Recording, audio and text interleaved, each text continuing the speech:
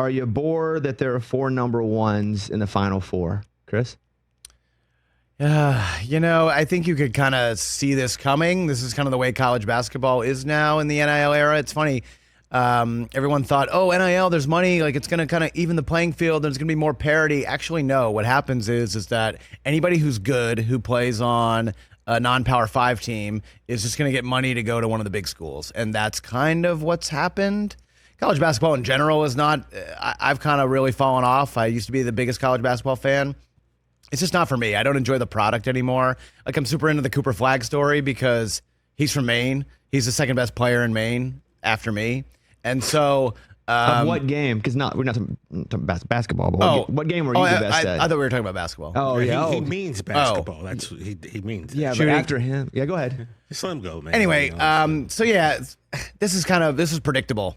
And I think if you took this in your bracket, you're probably winning your bracket. And I don't know, kind of a yawn. It's not for me anymore. I feel like early on we like to see upsets. That first weekend, that first Thursday and Friday, they're my favorite 2 days. But even this year, there weren't very many upsets. Right? Yeah. It's been boring. Yeah. I like to see upsets then, but I think generally when it gets to the Elite Eight, Final Four, I do like to see the big schools back in. And I think television does too. Obviously, any of these little schools that are playing don't really do great rating-wise. So I think the CBSs, the TNTs of the world like to see the big schools get there. 2008 is the last time this happened, that all 4 number ones. I'm a big SEC guy, so I actually had, I think, 7 or 8 of 8 in the Elite Eight because I just went, Jock. Of course, it's all 1s and 2s and 3s. Yeah. But I lost a bit last night. I've got basically Auburn winning it all. The weird thing about Auburn winning it all is I bet it before the season or before the tournament started. And I bet it at plus 400. But now it's at plus 450. If I were to bet it now, I would actually make more money just when they're in the Final Four. I've never seen such a thing. Because when there are 64 or 68 teams and I bet it, I'm making less money than if I bet it now and bet Auburn, which I feel is odd. And I don't know if that's ever happened in the history of betting. So I think that this is going to be fun because you have a couple storylines. You have Janai Broome, which... Thank God he's not injured, right? I mean, he went down. There's a little scare, but he came back. Cooper Kupp, that's fun. Duke looks so good. So good. Cooper Flagg. No, Cooper Kupp's playing for Cooper Kupp also Duke good as well, yes. Yeah. He's good as well. Duke looks so good that they possibly can't win it.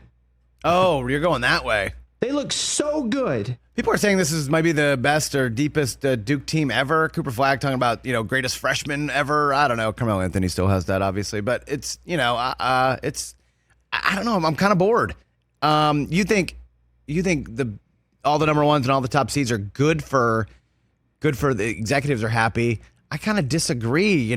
Casuals are not drawn in by Houston playing Auburn in the championship game. Like you need a kind of a Cinderella and something to kind of get the casuals to rally behind. And, we almost had that. I think your guy now, John Calipari, I think if Arkansas could have went on a run here and made the Final Four, that would have been the buzz, I think, that this Final Four needed. And the story. And the storyline and Cal is back.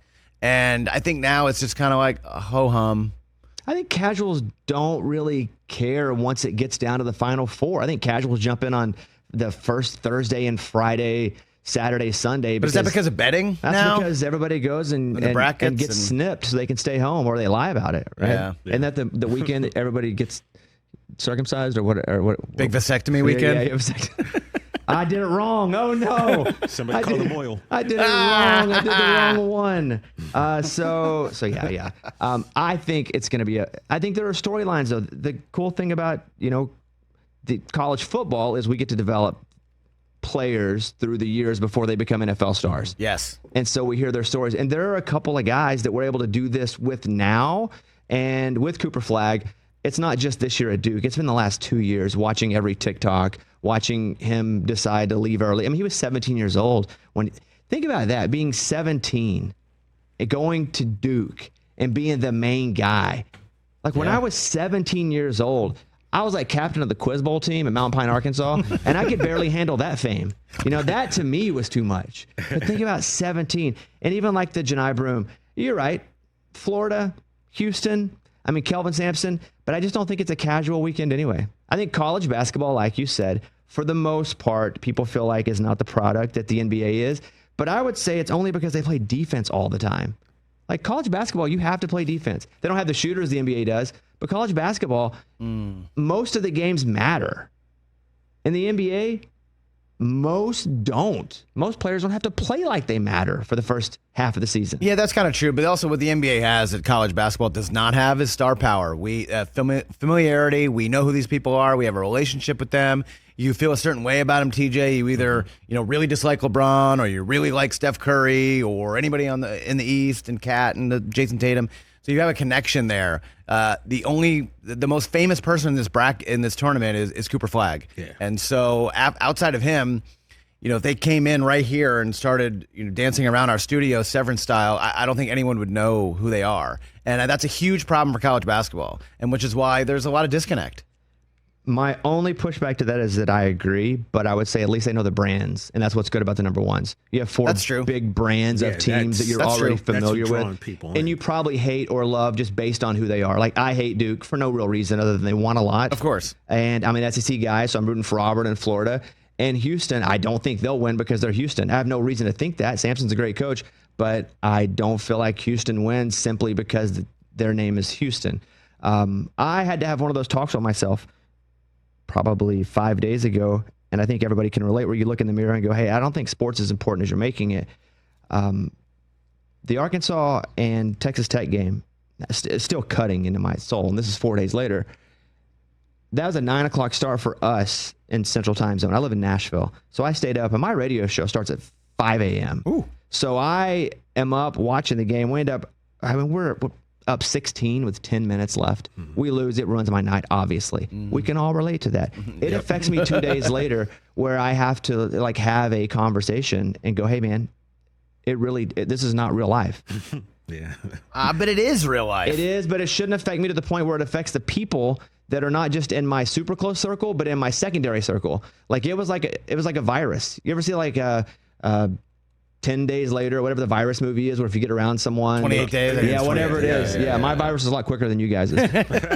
It was like that, where it was affecting everyone around me for way too long, where I had to have that look in the mirror talk. One of my buddies texts me, and I have the actual minute that he texts me, and it's like 10:18, and I don't want to be texted during a game because I feel like I'm a big jinx guy. Although I don't believe in it, I do believe in just in case, don't jinx it.